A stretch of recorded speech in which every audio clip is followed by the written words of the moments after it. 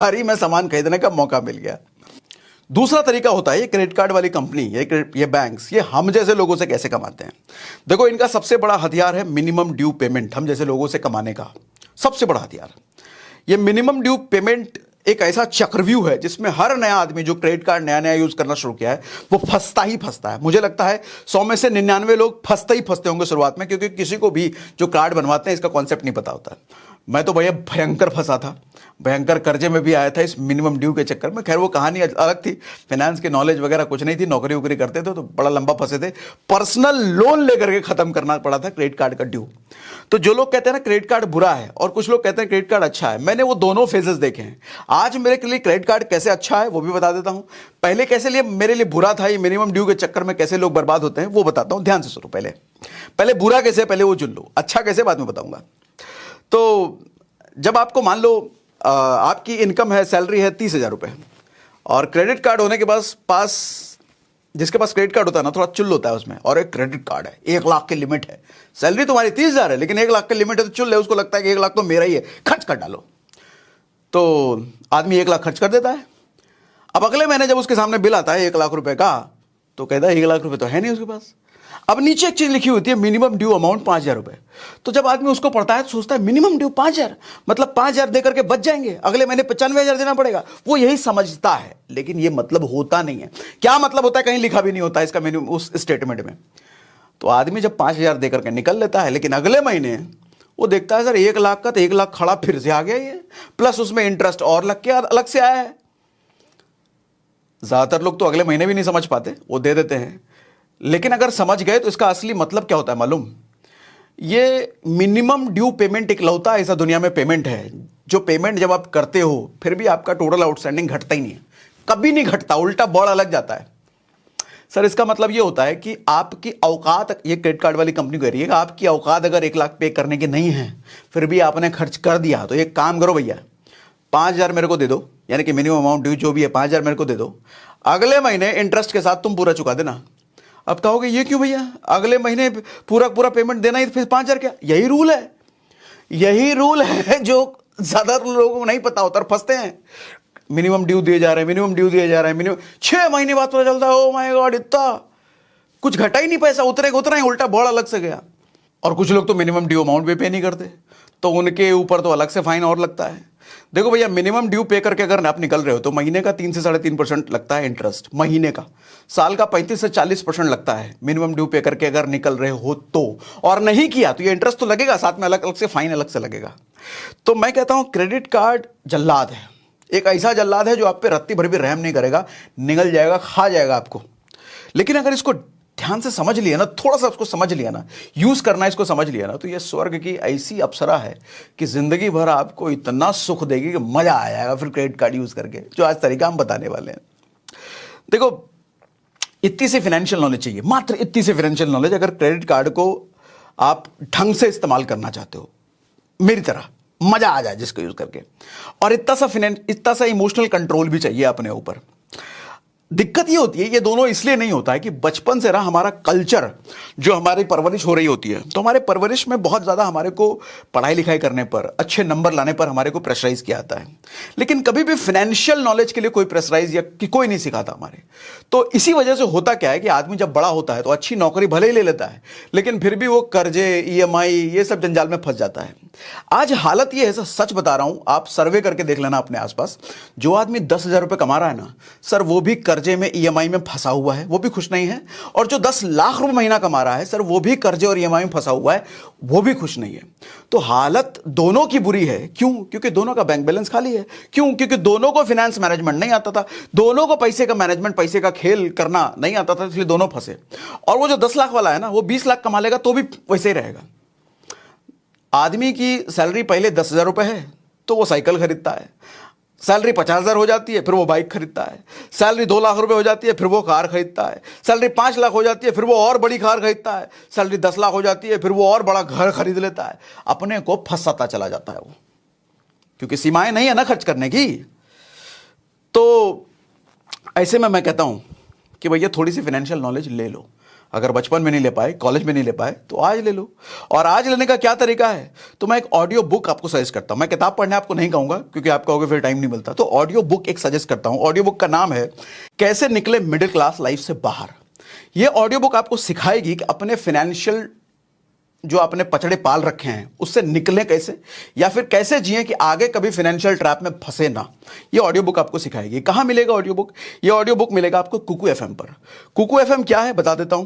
Kuku FM India का leading audio show platform है जहां पर 2.5 मिलियन से ज्यादा एक्टिव लिसनर्स हैं और लोगों ने इसको 4.5 की रेटिंग तक दे रखी है। और अच्छी बात यह है कि यहां ऑडियो बुक सिर्फ हिंदी या इंग्लिश में नहीं, आपके अलग अलग रीजनल लैंग्वेजेस में भी अवेलेबल हैं। पहली बार कुकू एफएम आपको 50% डिस्काउंट दे रहा है फर्स्ट मंथली सब्सक्रिप्शन पर।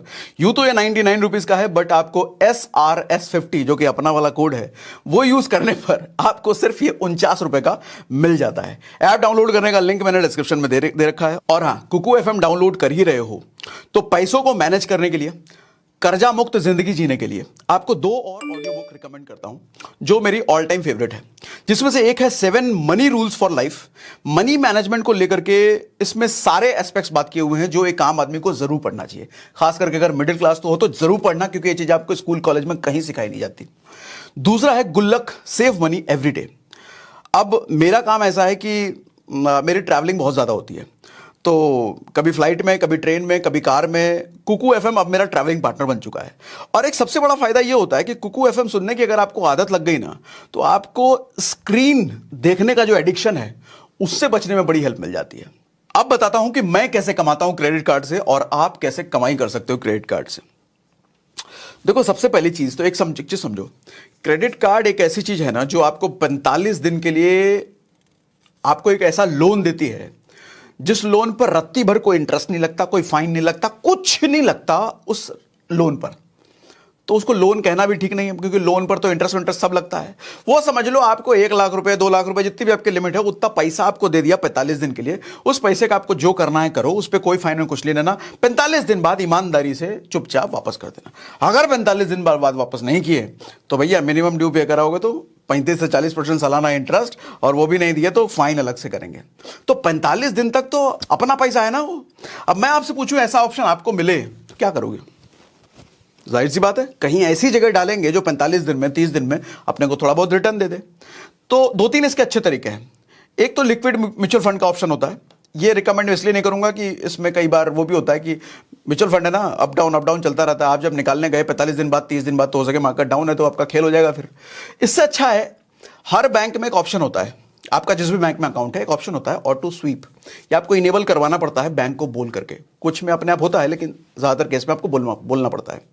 ऑटो स्वीप एक ऐसा ऑप्शन है कि आपका बैंक में जो पैसा रखा हुआ है वो एफडी में कन्वर्ट हो जाता है, चाहे जितने दिन के लिए रखा हो, 15 दिन, 20 दिन, 50 दिन, जितने भी दिन के लिए रखा है, वो समझ लो एफडी वाला इंटरेस्ट रेट आपको मिलता है। अब मैं मान लूं अगर हर 30 दिन पे मेरे को पेमेंट करना है क्रेडिट कार्ड का, हालांकि 45 दिन पे करना होता है, लेकिन मैं 30 दिन के हिसाब से बताता हूं, समझने में आसानी रहेगी आपको। अब हर 30 दिन पे मेरे को क्रेडिट कार्ड का पेमेंट करना है, तो अब ऑटो स्वीप वाले ऑप्शन से मैं कैसे फायदा ले सकता हूं, समझो। अब मेरे घर का खर्चा 2 लाख रुपए के आसपास मैं हर महीने क्रेडिट कार्ड से करता ही करता हूं। खर्चा हालांकि थोड़ा ज्यादा है, लेकिन 2 लाख रुपए एक ऐसा खर्चा है जो कि क्रेडिट कार्ड से मैं करता ही करता हूं। ये मुझे पहले से पता है। तो मैं क्या करता हूं, 2 लाख रुपए बैंक में जो रखा है उसको मैं बैंक में ही छोड़ देता हूं। अब ऑटो स्वीप लग गया, उस पर एफडी का इंटरेस्ट कैलकुलेट होना शुरू हो गया। मैं 30 दिन तक उसको एज इट इज छोड़ दूंगा, हर रोज इंटरेस्ट कैलकुलेट हो रहा है उस पर। 30 दिन तक मैं अपने सारे खर्चे क्रेडिट कार्ड करके कर रहा हूं। 30 दिन बाद जैसे ड्यू पेमेंट करने का मेरा बारी आएगा, क्रेडिट कार्ड का बिल चुकाना है, वो पैसा 2 लाख रुपए निकाल करके मैंने क्रेडिट कार्ड को डाल दिया। 30 दिन का तो इंटरेस्ट मुझे मिल गया ना, है ना। अब अगले महीने क्या होगा, अगले महीने फिर से 2 लाख रुपए मैं अपने बैंक में रखूंगा और पूरे महीने मैं क्रेडिट कार्ड से हर जगह करूंगा, और 30 दिन पूरा होते ही मैं निकाल करके उसको पेमेंट कर दूंगा। फिर उसके अगले महीने फिर मैं ऐसे करूंगा, हर महीने यही खेल मैं करूंगा। 30 दिन के लिए मैं पैसा अपने बैंक में छोड़ूंगा और वो पूरा 30 दिन में अपने खर्चा क्रेडिट कार्ड से करूंगा, और 30वें दिन बाद निकाल करके मैं क्रेडिट कार्ड का पेमेंट कर दूंगा। इससे होता क्या है कि हर महीने 2-2 लाख रुपए मुझे बैंक में मिलता है, और 2 लाख रुपए चूंकि मैं 30 दिन के लिए छोड़ रहा हूं, तो 30 दिन के हिसाब से एफडी का इंटरेस्ट कैलकुलेट होकर के मुझे मिल जाता है। कितना मिलता है ध्यान से समझिए, कैलकुलेशन समझाता हूं, छोटी सी चीज है। अब जैसे मैंने 2 लाख रुपए बताया, अलग अलग बैंक में ऑटो स्वीप का इंटरेस्ट अलग अलग होता है, कोई 4%, कोई 5%, कोई 6%। बहुत अच्छा बैंक है तो जैसे कोटक वगैरह अच्छे बैंक है तो 6% भी देते हैं। मैं 5% बीच का मान लेता हूं। मान लो क्या, मेरा तो है ही ऐसा, तो मैं उसके हिसाब से आपको पहले समझाता हूं, फिर कम खर्चे पर भी एग्जाम्पल देके आपको समझाऊंगा। 2 लाख रुपए मैंने खर्चा है। अब 2 लाख रुपए पे 5%, यानी कि कितना हुआ, 10,000 रुपए। अच्छा, ये 5% एनुअल कैलकुलेट होगा, है तो महीने का, लेकिन क्रेडिट अगर आपने सेविंग अकाउंट पे एफडी का पता होगा तो महीने का भले ही है, लेकिन कैलकुलेट ये एनुअल होता है। कैसे, समझाता हूं। 2 लाख रुपए मैंने 30 दिन के लिए बैंक में छोड़े। अब 2 लाख रुपए पर 5% 10,000 रुपए बन जाता है, तो वो 10,000 रुपए कैलकुलेट करेगा पूरे 12 महीने के लिए। अब मुझे 1 महीने का इंटरेस्ट कैलकुलेट करना है, तो 10,000 डिवाइड बाय 12 कर दो, 12 महीने का, तो निकल के आता है 833 रुपए। तो 833 रुपए पर मंथ की मेरी कमाई हो गई, प्योर कमाई, जिसके लिए मुझे कुछ नहीं करना पड़ा एक्स्ट्रा, कोई हाथ पैर नहीं मारना पड़ा, सिर्फ हर महीने बैंक में मुझे छोड़ना पड़ा पैसा। और चूंकि मैंने क्रेडिट कार्ड का वो करा रखा है कि अपने आप बिल मेरा ऑटो डेबिट हो जाता है बैंक से, तो उसको पेमेंट भी चला जाता है, मुझे कुछ नहीं करना पड़ता इस 833 रुपए कमाने के लिए। अब आप कहोगे 833 रुपए कोई बहुत बड़ी इनकम थोड़ी है। सर है, बहुत बड़ी इनकम है। गेम समझो, इसी 833 रुपए से तो खेल होता है। देखो, ये 833 रुपए वो चीज है जिसके लिए मुझे कुछ करना नहीं पड़ा। ये टोटली एक्स्ट्रा इनकम है, टोटली। तो इस एक्स्ट्रा इनकम को मैं यूज नहीं करने वाला। इस 833 रुपए को मैं कर दूंगा एसआईपी, म्यूचुअल फंड में, इंडेक्स फंड में, जहां भी मर्जी हो। ईटीएफ में एसआईपी कर नहीं सकते। अच्छा, पिछले वीडियो में कुछ लोगों ने पूछा था ईटीएफ में एसआईपी कर सकते हैं क्या? सर, ईटीएफ में मैनुअल एसआईपी आप कर सकते हो। मैनुअल एसआईपी का मतलब हर महीने खुद से आप पैसा डाल सकते हो डेट पर, जो भी डेट आप डिसाइड करो, अपने आप बैंक से आपका पैसा कट जाए। ईटीएफ में ऐसा नहीं होता। तो ये आंसर दे दिया मैंने पिछले वीडियो का। आप इंडेक्स फंड में या म्यूचुअल फंड में ऑटो एसआईपी कर सकते हो, अपने आप बैंक से आपका पैसा कटता रहेगा। ठीक है, तो मैंने डाल दिया 833 रुपए, काट लेना भाई म्यूचुअल फंड, इंडेक्स फंड में।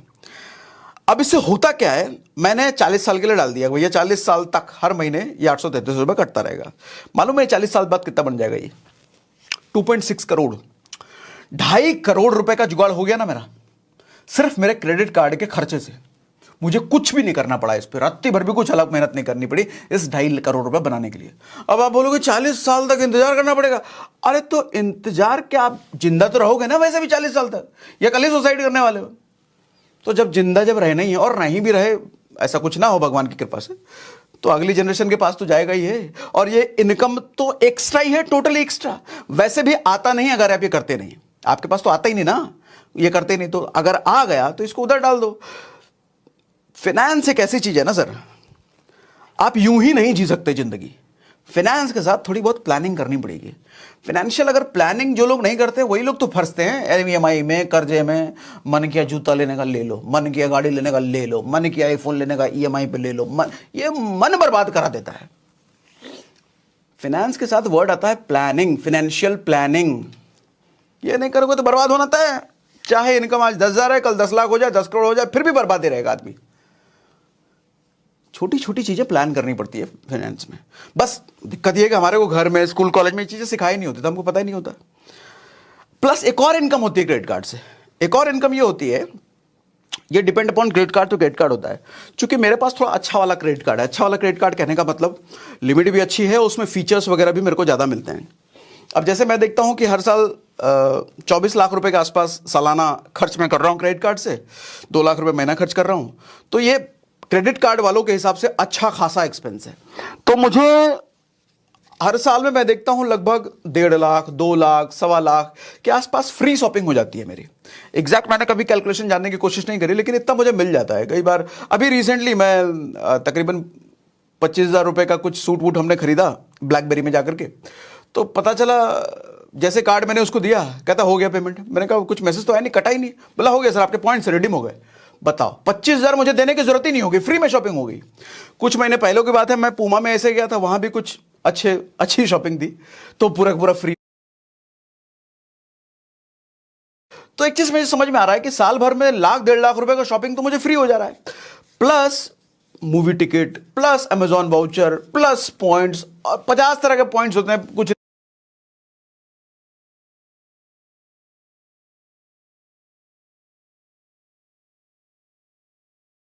मिल जाता है, पेट्रोल पंप पे कुछ वेबर मिल जाता है। अभी जैसे मैंने लैपटॉप लिया है, अब 2 लाख रुपए का लैपटॉप लिया तो 15,000 रुपए का अलग से मुझे डिस्काउंट मिल गया बिकॉज ऑफ क्रेडिट कार्ड। अगर क्रेडिट कार्ड नहीं होता मेरे पास तो 15,000 रुपए मुझे पे करने पड़ते।